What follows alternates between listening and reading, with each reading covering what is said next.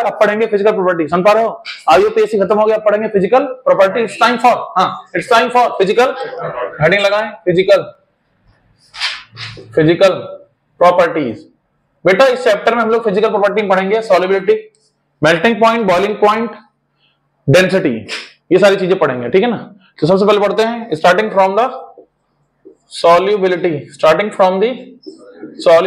बेटा सुनो इधर, हम लोगों ने एक चीज पढ़ी थी, लाइक डिसॉल्व लाइक। क्या पढ़ा था? Like dissolve like. पोलर में घुलता है, नॉन पोलर में घुलता है। हाँ हमने एक चीज पढ़ी थी, लाइक डिसॉल्व लाइक। पोलर में घुलता है, नॉन पोलर में घुलता है। वाटर क्या है? पोलर। शुगर क्या है? ग्लूकोज। बेसिकली क्या है? पोलर। सुक्रोज क्या? पोलर। उसको डिसॉल्व करेंगे घुल जाएगा, ठीक है। जो तुम्हारा ऑयल है, जो तुम्हारा घी, फैट वगैरह है, ये क्या है? Non polar. इसको डिसॉल्व करेंगे घुलेगा कि नहीं घुलेगा? तो बेसिकली याद रखेंगे, पोलर में घुलता है, नॉन पोलर में घुलता है। तो पानी, वाटर जो है, वाटर ये पोलर है। हेलो एल्केन भी पोलर है। क्यों पोलर है? देखो RX, हेलोजन क्या है? Electronegative element. हेलोजन क्या है? Electronegative element. तो ये R से यानी कार्बन की चेन से इलेक्ट्रॉन खींचेगा, तो यहां पे क्या होगी? बेसिकली पोलैरिटी होगी। क्या होगी? तो इसलिए हम कहेंगे, क्या कहेंगे? मेरे साथ बोलो हेलो एल्केन्स आर पोलर। इसको कोने कतरे में जीके विज्ञान की बात है, लिखना चाहो तो लिख सकते हो। मसीदा मैं ये नहीं लिखाऊंगा, जिसको नहीं बेस पता है वो ये बेस बना सकता है, क्योंकि बेबी को बेस पसंद है। लेकिन हम थ्योरी लिखेंगे सीधा ना। मेरे साथ बोलेंगे, बोलो हेलो एल्केन्स, दो polar but slightly soluble in water। हाँ जो हेलो एल्केन है ये पोलर तो है, लेकिन स्लाइटली soluble है। स्लाइटली को हम कह सकते हैं नियरली इनसॉल्युबल। क्या कह सकते हैं? नियरली, ब्रैकेट लिख लेना, नियरली इनसॉल्युबल, ठीक है ना। लगभग स्लाइटली यानी लगभग सॉल्युबल है, यानी लगभग इनसॉल्युबल है। थोड़ा सॉल्युबल है या लगभग इनसॉल्युबल है ना, यानी थोड़ा बहुत सॉल्युबल है, इनसॉल्युबल है। बोलो बिकॉज ऑफ वीक इंटरेक्शन या bonding between water and haloalkanes molecules. क्योंकि सुनो, जब भी हम हेलो एल्केन को वाटर में डालते हैं तो लोग लिखने में बिजी हो रहे, समझो यार। जब भी हम हेलो एल्केन को, हाँ टाइम दूंगा 2 मिनट। जब भी हम हेलो एल्केन को, पूरा बोर्ड भर दूंगा, जब भी हम हेलो एल्केन को वाटर में डिसॉल्व करेंगे तो जो हेलो एल्केन है जब ये पानी में घुलता है तो ये उससे स्ट्रॉन्ग बॉन्डिंग नहीं कर पाता, ये उससे एसोसिएशन नहीं कर पाता। हेलो एल्केन के बॉन्ड टूटते हैं, एनर्जी रिलीज होती है। जो एनर्जी रिलीज होती है उसमें इतनी दम नहीं है कि वो नए बॉन्ड को एस्टेब्लिश कर दे। इसीलिए कुल मिला के पीछे की कहानी नहीं लिख रहा हूं, सिंपल लिख रहा हूं, ठीक है ना। इसीलिए जो हेलो एल्केन है ये वाटर में सॉल्युबल ना के बराबर है। पोलर तो है तब भी ये बिल्कुल ना के बराबर सॉल्युबल है, स्लाइटली सॉल्युबल है, नियरली इनसॉल्युबल है, स्पेरिंगली सॉल्युबल है। अलग अलग वर्ड्स होते हैं ना, तो ध्यान से सुने। मैंने कहा हेलो एल्केन्स पोलर तो है, लेकिन ये वाटर में इनसॉल्युबल है। क्योंकि इसमें इंटरेक्शन या बॉन्डिंग कम है, वीक है या कम है, ठीक है ना। आई बात समझ में? बोलो। दूसरी बात ये, ये जो हेलो एल्केन्स हैं ये हाइड्रोजन बॉन्डिंग नहीं कर पाते हैं। क्या नहीं कर पाते? और जो वाटर में हाइड्रोजन बॉन्डिंग करता है दबा के सॉल्युबल है। जो वाटर से हाइड्रोजन बॉन्डिंग करता है वो दबा के सॉल्युबल है, और ये अच्छी हाइड्रोजन बॉन्डिंग नहीं कर पाते, इसलिए ये अच्छा सॉल्युबल नहीं है। थोड़े मोटे सॉल्युबल है, स्लाइटली सॉल्युबल है। आओ कॉन्सेप्ट बेटा सुनो। हाँ ये कंटेनर, खुद को संभालो, बाद में रखना। ये कंटेनर है, इस कंटेनर में दबा के भरा है। क्या भरा है? अबे दबा नहीं भरा है, पानी भरा है, H2O। क्या भरा है? फिर दबा भरा है। अबे H2O भरा है, खुद को संभालो। क्या भरा है? H2O भरा है। अब बात करें H2O भरा, ठीक है ना। सुनो ध्यान से, हमारे पास कौन है? हेलो एल्केन R और X। कौन है? हेलो एल्केन R और X। ये बनाओगे कि हटा दूं? चलो बनाओगे कि हटा दूं? कौन कह रहा बनाएंगे? ये कौन था? बनाओगे? खुद को संभालो यार, तुम कंफ्यूज कर रहा है मुझे। चलो सुने हमारे पास RX है। क्या बेटा? RX। X क्या है? हेलोजन है, और ये पोलर है। ये किस नेचर का है? जो R है, हाँ जो बेसिकली R है, ये क्या है? Alkyl group. क्या बेटा? अब क्या मैं इसको कार्बन की चेन कह सकता हूं? मैं तुमको बताऊं, कार्बन की चेन जो है ना, सुनो ध्यान से, ये नॉन पोलर होती हैं। क्या होती हैं? ये बिल्कुल इतनी कम पोलर है, इसकी पोलरिटी ना बहुत कम है, नॉन पोलर या फिर बहुत कम पोलर, ठीक है ना। सुनो सुनो, जिसकी वजह से सुनो बेटा, जिसकी वजह से ये वाटर हेटिंग है। क्या है? वाटर, यानी वाटर सॉल्युबल है कि इनसॉल्युबल, यानी वाटर को हेट कर रहा है, यानी रिपेल कर रहा है। क्या कर रहा है? जैसे ऑयल ड्रॉपलेट को पानी में डालते हैं तो रिपेल करता है ना, उससे दूर भागता है ना, उसकी वाटर उसके मॉलिक्यूल से दूर भागता है ना। बोलो भाई, तो इसको हम बोलते हैं हाइड्रो। हाइड्रो यानी वाटर, फोबिक यानी उसको हेट कर रहा है, डर रहा है, फोबिया ना, फोबिक, हाइड्रोफोबिक, ठीक है ना। चलो, ये कौन है? हेलोजन, पोलर है। अब पोलर है तो वाटर लविंग, वाटर पानी में जाएगा तुरंत, मस्त एकदम माहौल, पहली नजर में मोहब्बत हो गई तुमसे, हैं? ये कह रहा है, मैं नहीं कह रहा भाई, खुद को संभालो। ये कह रहा है, किससे कह रहा? वाटर से। वाटर लविंग है तो ये वाटर सॉल्युबल है, तो ये वाटर, तो ये हाइड्रो, तो ये हाइड्रो फिलिक होगा। तो क्या होगा? हाइड्रो। और ये कहानी बता चुका हूं क्लास 11th में, याद आ रहा है? नहीं याद आ रहा? कार्बन की चेन थी, उसकी चेन की लेंथ बढ़ती थी, हाइड्रोफोबिसिटी बढ़ती थी, इनसॉल्युबल हो जाता था वो, छोटे एल्केन ज्यादा सॉल्युबल थे, बड़े एल्केन सॉल्युबल नहीं थे। कुछ नहीं याद आ रहा? देखो,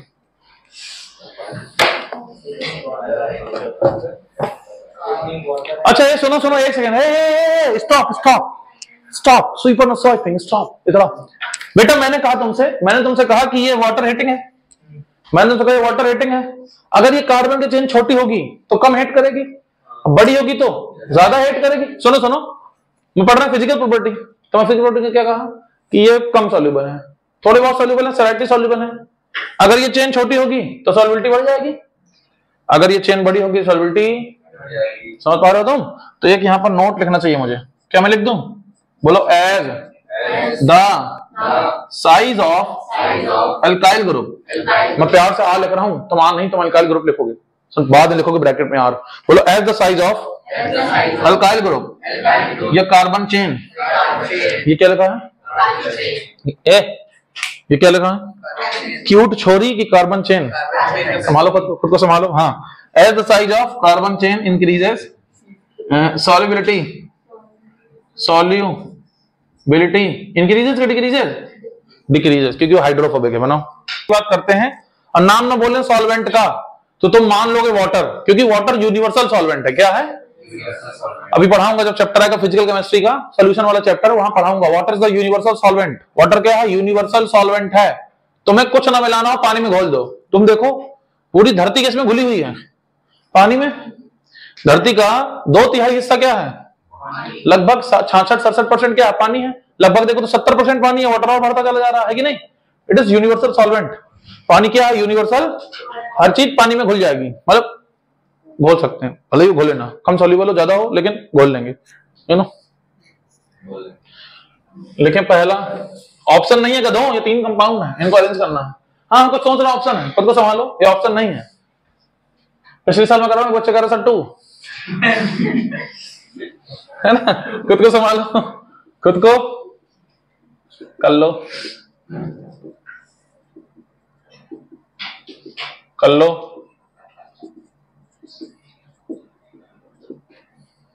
कर लो, आंसर बताओ। कुछ लोग बस देख रहे हैं, मास्टर बता के लिख लेंगे, तुम भी बताओ आंसर, कुछ अपना योगदान दो।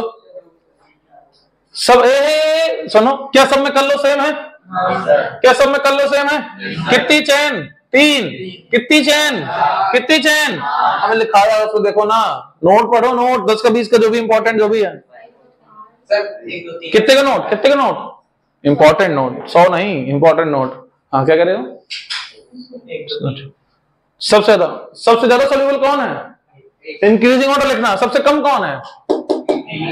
उससे ज्यादा, उससे ज्यादा। तो सुनो सुनो, सबसे बड़ी चेन होगी, सबसे ज्यादा हाइड्रोफोबिक होगा तो सबसे कम सॉल्युबल होगा, सबसे छोटी होगी सबसे ज्यादा सॉल्युबल होगा। अगर ऐसे क्वेश्चन आएंगे बोर्ड में, कर लोगे क्या? कर लोगे क्या? चोमू है, अगर तुमको पता है कंसेप्ट तो कर लोगे, जिसको नहीं पता है वो देखता रहेगा। वाह, क्या सीन है। Thank you. हाँ सुने, हेलो प्लीज सुने।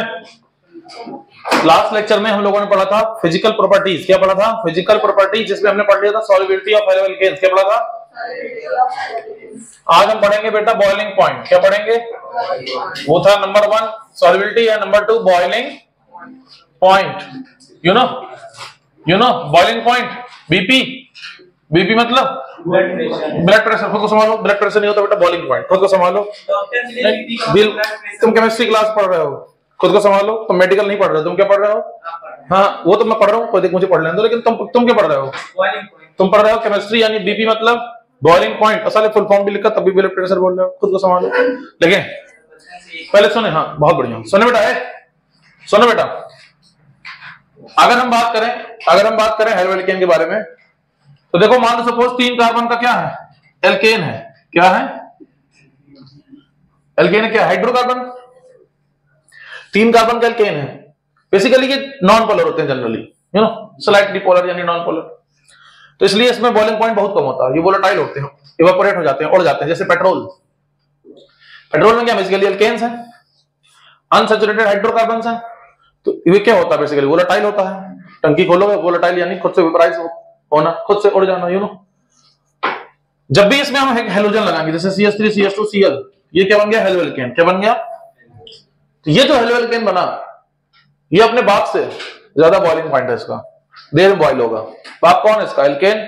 हाँ, this haloalkane is derived, this is chloropropane, and the chloropropane is derived from the corresponding hydrocarbon called propane. Propane is the parent hydrocarbon of this compound. Propane is the parent hydrocarbon of this compound.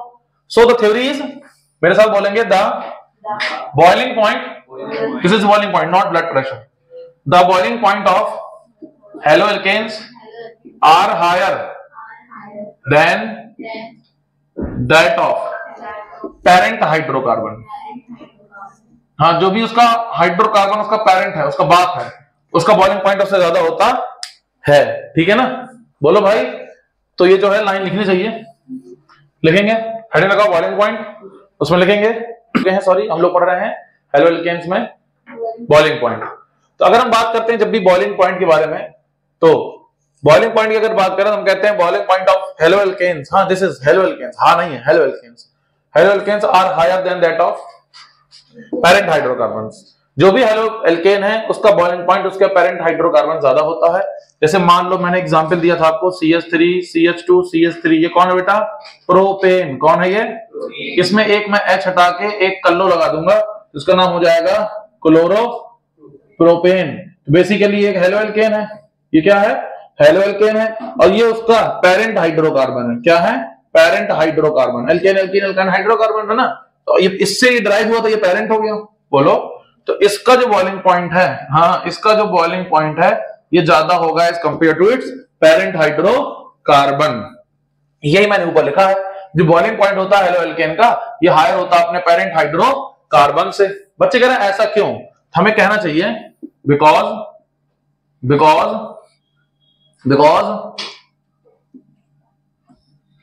the weak van der Waal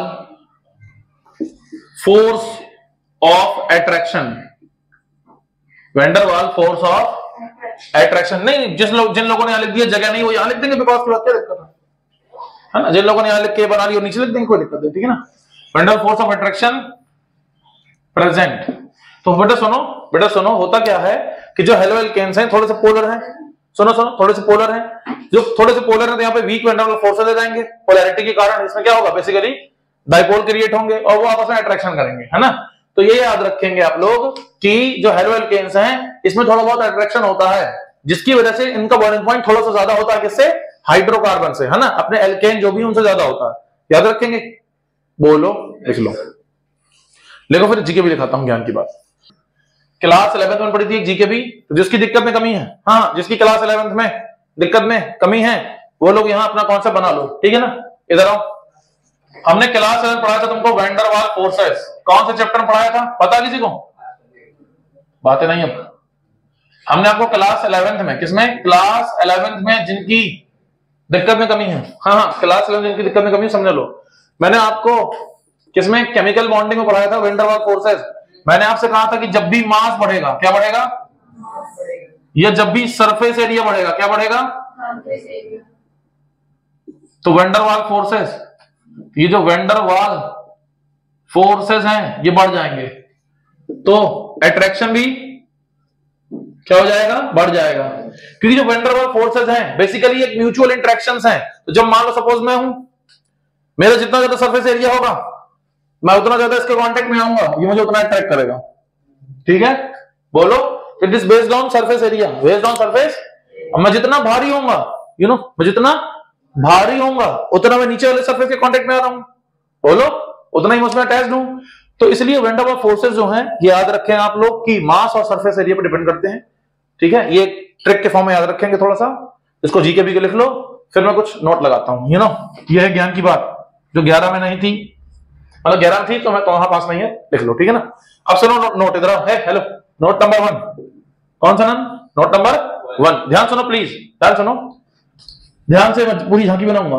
question आएंगे, कभी भी board में ये नहीं पूछेगा कि note number 1 में क्या लिखा था, तुम्हें क्वेश्चन देगा उसको सॉल्व करना है, और इसी सॉल्व होंगे, थ्योरी प्लस क्वेश्चंस। ध्यान सुनो प्लीज इधर आओ। As the carbon chain length increases, जैसे ही कार्बन चेन की लेंथ बढ़ेगी, कार्बन चेन की लेंथ बढ़ेगी, मैं मान लेता हूं कि ये कार्बन चेन की लेंथ बढ़ी, तो जितनी ज्यादा कार्बन चेन होगी उतना ज्यादा मास भी होगा। जितना लंबा कंपाउंड होगा उतना बड़ा मास भी होगा, और जितना लेंथ होगा उतना सरफेस एरिया भी तो होगा। पहले तुम छोटे थे तो तुम्हारा इतना उससे मिलता था, आज तुम्हारा इतना है, इतना उससे मिलता है, समझ? मतलब क्या हो गया, हंस क्या रहा है भाई, समझा रहा हो ना, पहले लेंथ छोटी, मतलब पहले सरफेस एरिया कम था, आज सरफेस एरिया ज्यादा है, तो मैं हंस रहा फालतू है, मुझे हंसा रहा। As the carbon chain length increases, तो सरफेस एरिया बोलो, मास भी ऊपर बढ़ाया, मास सरफेस एरिया बढ़ेगा तो van der Waals forces, van der Waals forces, और फोर्सेस बढ़ेंगे तो दोनों लोग आपस में स्ट्रांगली बॉन्डेड होंगे, तो उनको बॉयल करना बहुत बढ़िया। तो वैन डर वाल्स फोर्स बढ़ेंगे तो boiling point and melting point भी, तो यहां पे लिख दो, हेडिंग थी ना बॉइलिंग पॉइंट, उसमें लिख दो boiling point and melting point, एक साथ निपटा लो, है ना, हेडिंग थी ना बॉइलिंग पॉइंट, उसमें एंड लगा के लिख दो मेल्टिंग पॉइंट, एक साथ निपटा लो। लिखो उसको, एक एग्जांपल करें आओ, हेलो, साथ साथ एग्जांपल करते हैं, मैं साथ साथ सारे क्वेश्चन कराऊंगा, ठीक है ना। तो मान लो सपोज एक 3 कार्बन Cl, फिर एक 4 कार्बन Cl, और फिर एक 5 कार्बन Cl, हाइड्रोजन भर लोगे तुम, बोलो। अब मैं तुमसे क्या बताओ, बॉइलिंग पॉइंट का ऑर्डर बताओ, सबसे कम किसका होगा, सबसे कम किसका होगा, क्योंकि सबसे छोटी 3 कार्बन है ना गधे, अब किसका होगा, एक का, ठीक है, 3 कार्बन है तो सबसे कम किसका होगा, उसमें 4 कार्बन, चेन बड़ी, और उसमें 5 कार्बन सबसे बड़ी। तो इससे तुम्हें ये पता चल गया कि जितनी बड़ी कार्बन की चेन होगी बॉइलिंग पॉइंट होगा ना ज्यादा होगा। कुछ लोग लिख रहे हैं, अरे यहां देखो एक साथ लिखना, पहले पूरा बोर्ड भरता हूं। नोट नंबर 2, अब कंडीशन ये है, अब कंडीशन ये है कि carbon chain, carbon chain same है, कार्बन चेन सेम है, बट एक्स डिफरेंट है, बहुत मजा आएगा, बट एक्स एक्स डिफरेंट है।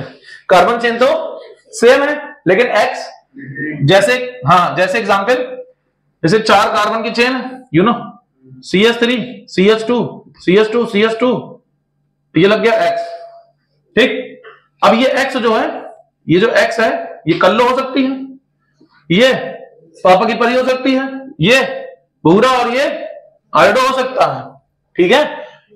अब तुम समझना मेरी बात को, ये पूरी चेन सेम है, ये अलग है, ये पूरी चेन सेम है, ये तो ये जब 4 हैं तो याद करो periodic table, fluorine chlorine bromine iodine class 11, जिनकी क्लास 11 में दिक्कत में कमी है, जिनकी क्लास 11 में पड़ी नहीं दिक्कत में कमी है, डाउन द ग्रुप जाने पर मैंने आपको बताया था मास बढ़ता है, क्या बढ़ता है, हाँ, इसका मास कितना रहा, लगभग 19, इसका 35.5, तो क्या मास बढ़ रहा है, बोलो। भूरा का 56 जो भी हो पता नहीं, 63 होगा, जहां तक देख लेना, बढ़ेगा कुल मिला के। जब मास बढ़ेगा तो मैंने क्या कहा था, हाँ पिछला जीके भी लगाया था ना, मास बढ़ेगा तो वैन डर फोर्स बढ़ेंगे, तो जिसमें आयोडीन प्रेजेंट होगा उसका बॉइलिंग पॉइंट सबसे ज्यादा, भूरा जिसमें होगा उसका उससे कम, पापा की परी का, पापा की परी से ज्यादा किसका है, कल्लो, तो कल्लो पापा की परी ज्यादा भाव खाती है, समझ रहे, कल्लो पापा की परी से ज्यादा भाव खाएगी क्योंकि उसका बॉइलिंग पॉइंट ज्यादा है, ठीक है ना। अगर मैं यहाँ पे एक एग्जांपल आपको कराऊं तो क्या आप संभाल लोगे? CH3F CH3Br, क्योंकि लंबी चेन लिखने का टाइम नहीं है तो छोटा छोटा लिखते हैं, CH3Cl और CH3I। मैं आपको 4 कंपाउंड दे रहा हूं, कह रहा हूं बताओ बॉइलिंग पॉइंट का ऑर्डर 1 2 3 4, बताओ ऑर्डर क्या होगा? तो एक घनश्याम कह रहा है सर सबसे कम पापा की परी यानी 1, उससे ज्यादा कल्लो यानी, उसके बाद बुरा यानी, उसके बाद, समझ गया क्या तुम लोग? तो अगर कभी क्वेश्चन आता है कि चेन सेम है या डिफरेंट है, तुरंत नोट नंबर 2 पकड़ोगे। जब भी हेलोजन सेम है सब में, चेन डिफरेंट है, तो 1 को पकड़ोगे। सर मान लीजिए दोनों डिफरेंट है, यहां कल्लो लगी है यहां भूरा लगा है, अब किसको देखें? तो ये कंडीशन कह रही है जब चेन सेम होगी, ये डिफरेंट होगा, तभी ये ऑर्डर लगेगा। अगर चेन डिफरेंट है, अगर चेन, तो प्रायोरिटी हम चेन को ही देते हैं। जैसे यहां भूरा लगा, यहां कल्लो लगा है, भाड़ में जाए, 4 कार्बन है, 4 वाला ही ज्यादा होगा, समझ गए? तो पहले प्रायोरिटी किसकी है? चेन की। फिर किसकी है? चेन सेम है तब हाइड्रोजन की। कंडीशन लिखी है if chain same, if chain then, sorry, if chain same and halogen different, if लगा देते हैं ताकि कंडीशन आ जाएगी इफ में, समझ गए? बोलो चेन सेम है तभी हेलोजन देखेंगे। क्लियर है? ये चीज छोटी छोटी बातें याद रखना, ये किसी बताई नहीं जाती, नजर लग जाती है। लिखो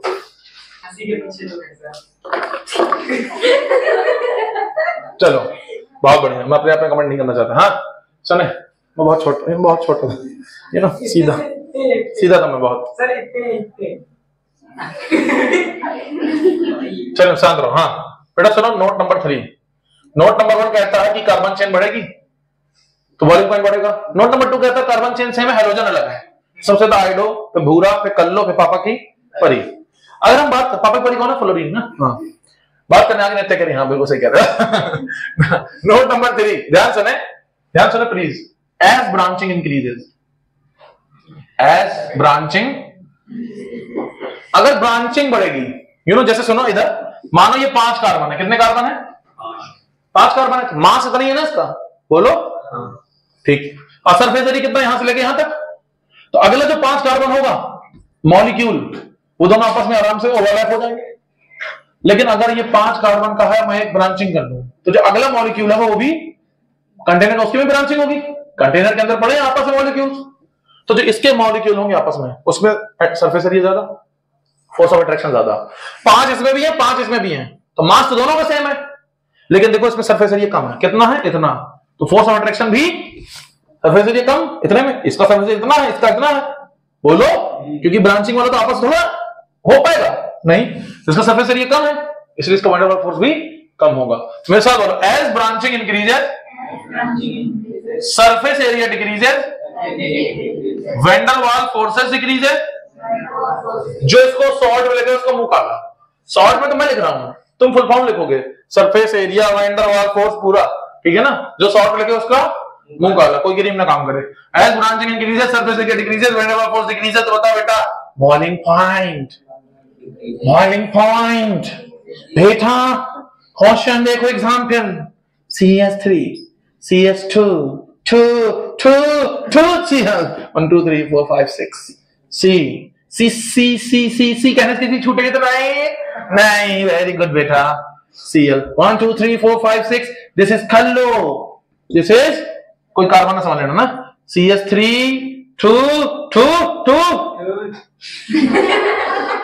3 2, ठीक है? एक ब्रांचिंग हो गई बेटा, कितनी ब्रांचिंग हो गई? 1 2 3 4 5 6 7 1 2 3 4 5 6, ओ माय गॉड, ये घटा दो, ठीक है? चलो 1 2 3 4 5 6 7 1 2 3 4 5 6 7 बेटा, सब में, ओए सब में 6 कार्बन है, कितने कार्बन है? लेकिन इसमें चेन सबसे लंबी है, इसमें सिंगल ब्रांचिंग, और इसमें, तो जब जब ब्रांचिंग बढ़ेगी तब तक बॉइलिंग पॉइंट कम होगा, तो सबसे ज्यादा 1 नंबर, 2 नंबर, तो सबसे ज्यादा, फिर क्या? बीपी का ऑर्डर। एग्जाम में ऐसे लिखना, बस बीपी को ब्लड प्रेशर नहीं लिखना, वॉल्यूम पॉइंट लिख देना, ठीक है? नोट कर लो बेटा, बेटा प्लीज नोट कर लो ना। अब मैं तुम्हारे लिए कुछ क्वेश्चंस निकालता हूं और देखता हूं कि तुम लोग कैसे कर पाता है ये क्वेश्चन।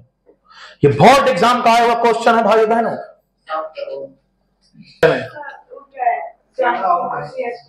क्या इसमें चार लगे, एक लटका है। क्या हो गया? तो हम क्यों रहे तुम्हें यार? आज मैंने माइक लगा ली इसलिए तुम हंसी आ रही क्या? माइक हटाऊं? अच्छा बिना माइक के सही है, ऐसे होता है, ऐसे में सही ना, नॉर्मल पढ़ाओ तो सही रहता है। माइक में क्या बच्चे हंस रहे हैं? ऐसे नॉर्मल क्या है बेटा? इसमें 4 कार्बन लगे, कार्बन लटका। हाँ माइक में ज्यादा तुम लोग हंसी आ रही है। IL2 CH2 बेटा ये खुद को संभालो। IL2 होता नहीं CH2 होता हमेशा। ये तो अंडरस्टूड है ना सबको कि बेटा कार्बन में चेन होगा तो CH2 होगा, है ना। अब IL2 कभी होता, कभी केमिस्ट्री में नहीं होता, खुद को संभालो।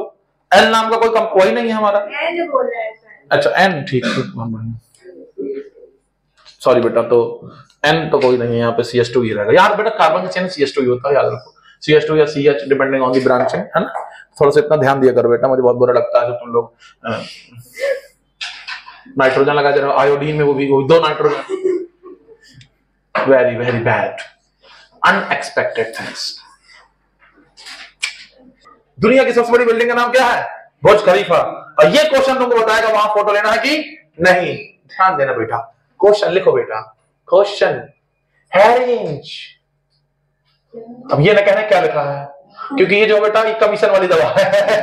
चलो बेटा सुनो, अब एक क्वेश्चन कर रहे हैं बॉइलिंग पॉइंट से रिलेटेड, जो कि बोर्ड एग्जाम में आ चुका है, ठीक है। लिखो अरेंज दी फॉलोइंग।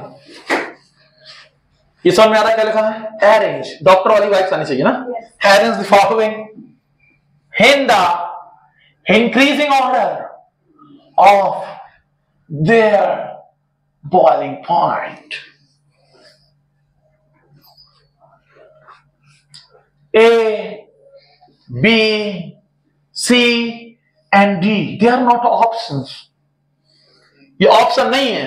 कुछ बच्चे ऑप्शन देते sir A option is correct. Option है ही नहीं, अरेंज करना है ABCD को। ए कौन है बेटा? CH3, CH2, Cl. Are you getting my point? Yes, sir. Very good. CH3, CH2, no, CH3, Cl. You, look here, CH3, CH2, no, CH3, CH3, Cl. Getting my point? CH3, C, free. Going to Dubai. ये कहा था। Next question my dear students, ये था बेटा पहला, ये है दूसरा, 2 नंबर में आया है। A CHBr3, B CLBr2, C CHCl3 and D CH4, sorry, Cl.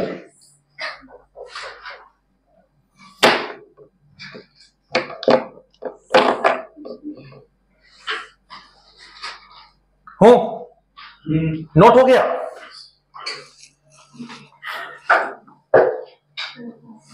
हाँ तो मिस्टर कबाड़ी वाला बोला पहले क्वेश्चन तो क्या होगा? खुदा हो क्या हो बेटा? Don't take it personal. कैसे डायलॉग है? हाँ अरे भंगार वाला नहीं था मूवी में, भंगार वाला होता है। हाँ सबसे ज्यादा किसका है? इंक्रीजिंग ऑर्डर बोला, सबसे कम किसका? पहले बेटा सुन, तेरे को लिखना है इंक्रीजिंग ऑर्डर में। कुछ लोग आंसर लिखना सीख जाओ, जब बोले इंक्रीजिंग ऑर्डर में लिखो तो सबसे पहले कम लिखेंगे, सबसे कम वाले लिखेंगे, है ना। हाँ सी नहीं आयो डी माइला डी ये राजू, ये डी कैसे हो गया रे? नहीं सी है। इधर कल्लो लगा है, इधर आयोडो लगा है, बाकी आइटम सेम है ना, तो भारी वाला ज्यादा होगा। तो ये कौन सा, ये वाला कि ये सी सबसे कम पक्का। ए ए सी ए होगा। मैंने आपको पढ़ाया था कि जब भी ब्रांचिंग बढ़ेगी तो बॉइलिंग पॉइंट कम होगा। 4 carbon with 1 branch, 4 carbon with 2 branch, 4 carbon with 2 branch, branching ज्यादा है, बॉइलिंग पॉइंट इन दोनों का सबसे कम होगा। अब इन दोनों में किसका ज्यादा होगा? आयोडो का, क्योंकि जब कार्बन चेन सेम हो, हेलोजन डिफरेंट हो तो हेलोजन का ज्यादा होता है। तो आयोडीन मतलब फोर्थ वाला डी, उससे ज्यादा सी, उससे ज्यादा बी, उससे ज्यादा ए। नोट करो बेटा, सबसे कम सी का होगा, मैंने अभी बताया था। ये मिस्टेक हो गया क्योंकि दुबई पहले आ गया। ठीक है बेटा, इस आंसर को नोट करें। तुम में से कोई भी फोटो नहीं लेगा, अपन फोटो लेगा, क्योंकि अपन का आंसर सही आया।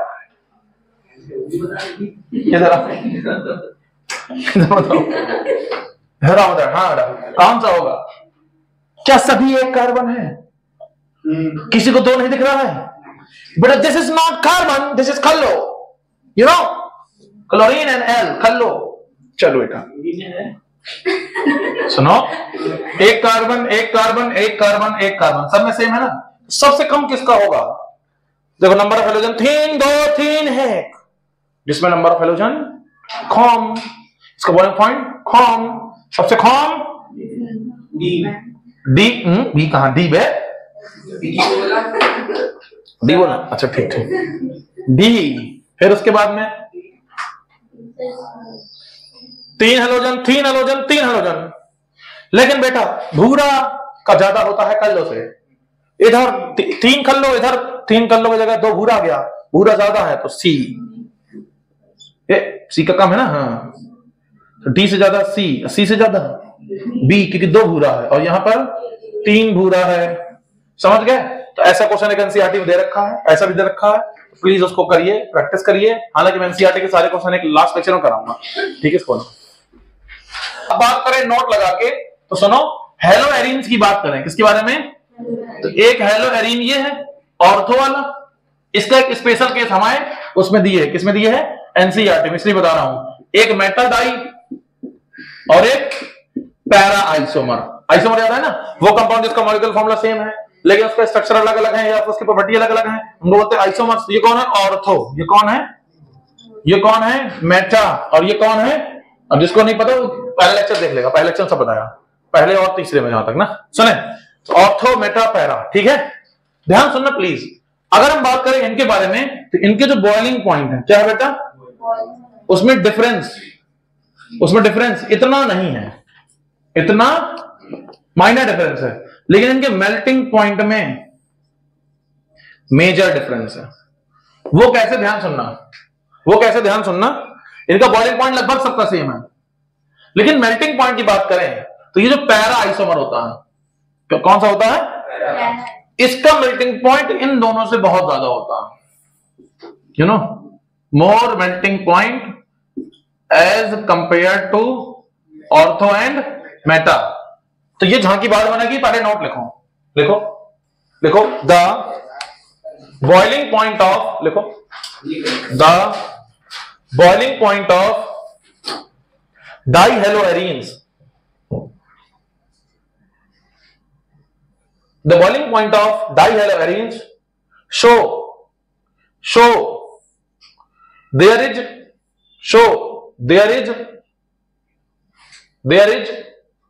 major difference। बॉइलिंग की मेल्टिंग लिखवाया, बॉइलिंग लिखवाया, तो लिखो एक second. The boiling point of there is minor boiling point, there is minor difference। Boiling point है ना तो माइनर होगा, there is minor difference, but in case of melting point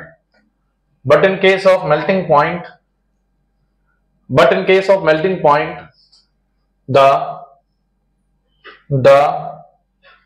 para isomer, but in case of melting point the para isomer show higher melting point than that of ortho and meta, than that of ortho and meta, than that of ortho and meta, than नहीं than होगा ना, than that of ortho and meta due to its symmetry, due to its symmetry which fits in the crystal lattice, which fits in the crystal lattice, which fits in the crystal lattice। इधर आ बेटा class, hello सुनो बेटा please. इसकी जो symmetry है जो कि बता रही है कि मान लो मेरे सुनो ये कोई भी मेल्ट कब होगा, जो सॉलिड होगा विद मेल्ट होगा, बोलो। तो बेसिकली इनके कंपाउंड जब सॉलिड होते हैं तो क्रिस्टल होते हैं, किसके फॉर्म पे, क्रिस्टल। तो इसके जो क्रिस्टल्स हैं उसमें ये इसकी सिमेट्री इतनी अच्छी है कि अच्छे से फिट है। जब ये अच्छे से फिट होगा तो इसको जब हम हीट करेंगे तो देर में पिघलेगा। हाँ, एक बंदा सुनो, एक बंदा है जो अच्छे से एकदम मजबूती के साथ पकड़े हुए है, अब लटका हुआ है, बोलो उसके हम हाथ मारेंगे तो जल्दी नहीं छोड़ पाएगा वो। और एक बंदा जो केवल एकदम ऐसे यूं लटका, यूं, उधर एक बार तो गिर जाएगा ना, बोलो। तो ये ऐसे याद रखो कि इसकी सिमेट्री अच्छी है। जब सिमेट्री अच्छी है तो जाहिर सी बात है कि ये हायर मेल्टिंग पॉइंट शो करेगा, क्योंकि ये जल्दी से पिघलेगा नहीं। तो ये याद रखेंगे कि जो बॉइलिंग पॉइंट है उसमें ज्यादा डिफरेंस नहीं होता है, लेकिन जो मेल्टिंग पॉइंट है उसमें पैरा आइसोमर का इन दोनों से बहुत ज्यादा होता है। क्यों? Due to symmetry of it which fits in the crystal lattice. इसकी सिमेट्री इतनी अच्छी है कि जो क्रिस्टल लैटिस में अच्छे से फिट हो जाता है। ठीक है, तो यहां तक हमारा क्या था, बेसिकली फिजिकल प्रॉपर्टी। कल हम क्या पढ़ेंगे, केमिकल प्रॉपर्टीज। एक नया टॉपिक स्टार्ट होगा एल्केन का। ए सुने बेटा, हेलो प्लीज सुने। अभी थोड़ा सा रह गया डेंसिटी के बारे में। किसके बारे में? डेंसिटी। इसमें एक लाइन लिख लो, डेंसिटी। बस इसमें इतना लिख दो, the density of haloalkanes is more than that of hydrocarbons and as chain length increases density also increases. बस इतना से लिख लो। हालांकि बोर्ड में पूछा ज्यादा नहीं है, एनसीईआरटी में दिया, मैंने लिखा दिया। ठीक है, तो आज हमारी फिजिकल प्रॉपर्टी खत्म हो गई है। अगले लेक्चर में स्टार्ट करेंगे केमिकल प्रॉपर्टी। मैं फिर आऊंगा। Thank you.